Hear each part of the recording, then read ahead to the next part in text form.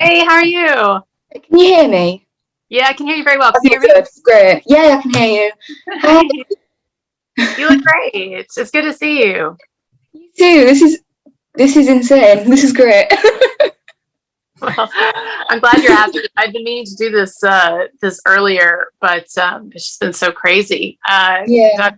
But I've seen some of your videos, especially like I said, the ones where you've edited a lot of information together, and I really liked them. So anyway, I hope people will check those out. So hello everybody. So I've been wanting to do a video for a while with Karis. She's a YouTuber. You've been around for a bit, right? But you've just recently started doing Manson videos. Is that correct? Yeah.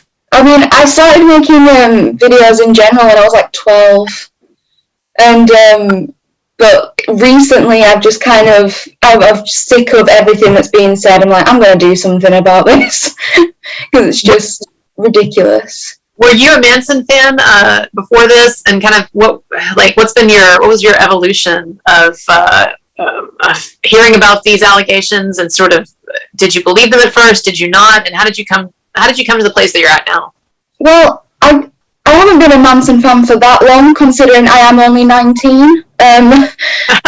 But I've like obviously I've known who he is for like ages and everything. But I started listening to his music when I was like 17, so for 2 years. But I get People you're so do I hate to use the word kids, but since you said how young you are, do kids your age do they know much Marilyn Manson music? people that I've spoken to literally don't know anything about him. Which I always find shocking, but then I have to step back and think, well, you know, I realise how long ago some of his most popular stuff was, and I'm like, yeah, okay, that was like, it's not exactly current, is it? Well, how did you discover it then? Were your parents into it or what? Well, I live with my grandparents. Your grandparents are into Marilyn Manson? My grandma is into Alice Cooper. Whoa! Oh, really? So you got a cool grandma then. I have an awesome grandma. Yeah, when she was little, she had like a massive Alice Cooper poster on the back of her bedroom door, and it used to scare people. He was like the early Marilyn Manson, right? That's sort of the thinking. Yeah, okay. But I think because I've been a huge fan of Queen for a while, and that's because of my grandparents. So then I kind of to venture out into different areas of rock and stuff, and then I, thought, oh, let's listen to some Marilyn Manson, and here we are, I guess. Have you introduced your grandparents to Marilyn Manson, like his music? Oh yeah, they can't not listen to him now. Oh, really? My grandma knows everything there is to know. Yeah, she watches all my videos. She watches all your videos. Your grandmother does? Yeah, really? She watches all of Celtic Iron's videos. Oh my God! Well, you know what? We might have to have your grandmother on, actually. You should do a show with your grandmother. I think that would be interesting. Where you talk about Manson, someone's granny talking about Manson. That would be pretty. No, they sound cool, and seriously, like I know, like thinking about like talking about Alice Cooper and some of these, and Queen and stuff. Like we are getting to the age now where like it's like the original fans are in their elderly years, so it's kind of a weird mind thing, like when you're not 17, or what were you, 17 or 19? You said 19.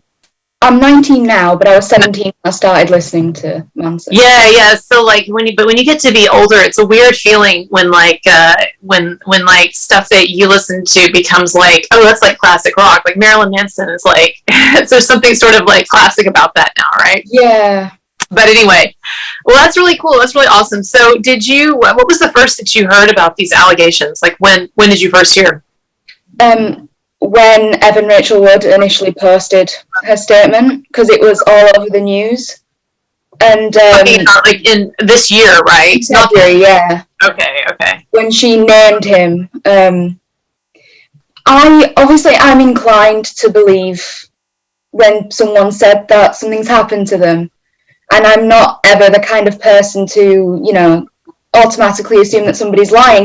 However, I knew a little bit about Evan Rachel Wood anyway, and the fact that she was with Marilyn Manson, and I knew that she had said positive things about him in the past, and I was like, you know what, I'm just gonna kind of ignore it for a little bit, because maybe it's gonna be, you know, one of those cases where it's like they're just gonna say something and then it goes away. You know what I mean? Like after like a week. Right. So I just decided to ignore it, because I tend to get really invested in this kind of stuff, and then it overtakes my entire life, which is great to an extent. But then it just didn't go away, and then more and more people came out about it, and I was like, I'm going to have a look at this, and just, you know, because I'm a massive fan of Michael Jackson as well. Oh, yes, okay. And obviously controversy galore. Who's also actually innocent, I think, right? Yes. Yeah.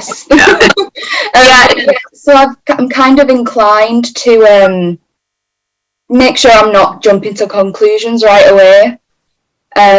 So I went online, like on Instagram, and I went to see if people were still talking about him positively, and then I came across your videos on YouTube, and then I came across the Stand By Your Manson Instagram page, and then one day I was like, you know what?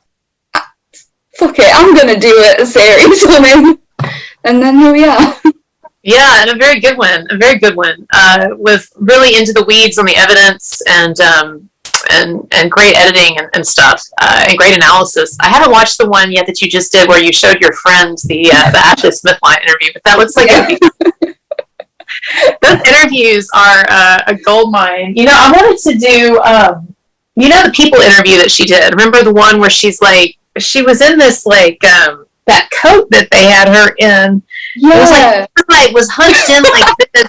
Honestly, like, I hate to say this, but she looked like someone who was going through some kind of like withdrawal. You know how they'll put on all the. Have you ever known anybody who's an addict, like going through withdrawal? They'll like hunker down, kind of, and that totally non-emotive face. I don't know if it's too much Botox or that's just the way she talks. And that hair was kind of like, oh my god, crazy, and she just like was kind of like that turtle, and then she would just throw out these like completely just bizarre things, like she'd say, that's a serial killer, you know. Or when she said, like, guessing how many times she was assaulted, she said 20 and 300. Yeah, somewhere between 20 and 300 times he viciously raped me. Yeah, and you know, the thing is, like, we laugh about this stuff, and I know there's some people out there who are not familiar with this case or going to see this video and be like, oh, you're laughing at rape survivors, but that's the point. We're not. We're laughing at hoaxers and liars, and maybe when it comes to Evan Rachel Wood, a genuinely crazy person. I mean, no comment. Saying anything there? I see the signs. Let's just put it that way. No, but seriously, and so it just makes it. It's just so ridiculous. And that interview that she did with People, I mean, I can't believe the one on The View was really bad too. But that was just mostly because she had that deer in the headlights thing going on. Yeah. But the People thing, the way she was like styled, and the hair and the face and all of that, and I was just like, man, I have to wonder if she's pleased, if any of them are truly. I think Evan Rachel Wood probably is pleased with how things are turning out so far, but I mean, I have to think that most of them thought they were going to get some kind of significant career boost out of this. We're going to get money, fame, we're going to get like contracts and stuff, and I don't think any of them have really gotten anything out of it. I think the only way they've gotten anything out of it is maybe just some satisfaction of causing Manson some pain. Yeah. And whatever is going on in that twisted, you know, relationship, that toxic thing with Evan Rachel Wood and Ilma Gore, I think that's really where this whole thing got started, right? Oh, that was the seed of it. I agree. I mean, I think the only person, like you said, who is really getting any kind of benefit out of it is Evan, unfortunately. And I think she's just, my opinion, I think it's a pure, like, political thing for her. Right, well, since we brought up Evan, so one of the main thing we wanted to do today for our audience is provide a kind of a preview of an interview that I did with an artist who his name is Zac Shiffer, but he spent a pretty significant amount of time with Evan Rachel Wood and Manson when they were dating, because he was on tour with them. For reasons that he talks about in the video, but he was on tour with them, and he was around them. He said He said 20 times, 20 tours, and each time for hours at a time, and like after shows, and sometimes even one-on-one. Anyway, so he had some interesting things to say about that. So I thought we'd look at this clip that I haven't put out yet, and this will be from the interview that I'll be showing this weekend. But I thought we'd look at it and talk about it. I never saw her even being in a bad mood back there. It was like she was, like I said, having the time of her life. I mean, so yeah. I mean, I never. It's complete. Fearful of Manson, or kind of like, like sort of like I've known women in sort of abusive circumstances where like you can tell they're watching their words, or kind of trying to manage their partner, and kind of that sort of thing. No, you seem carefree. Yeah, no, nothing like that. And I've known people who have been in like what I would say abusive relationships, or even if it's not physical or if it's verbal or whatever, and completely different temperament from people that I've known in those situations. I mean, she was never like careful about what she said. It wasn't like, oh, I got to be careful what I say, or I'm going to get Manson's going to be mad at me, or it was nothing like that whatsoever. She was very open and typically always in a good mood, seemed like it to me. And I'm sure that my friends would attest to that as well. So, yeah.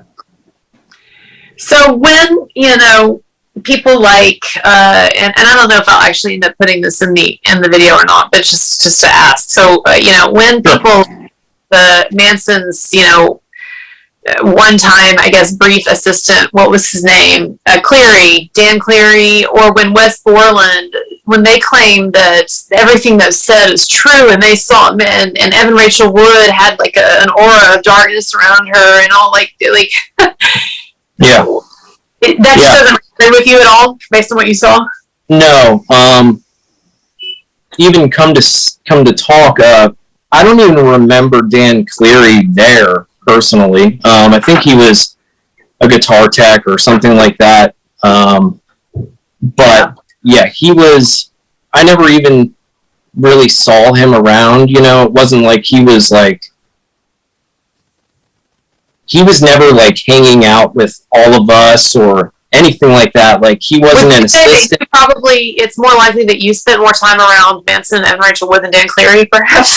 I mean, yeah, I would say that.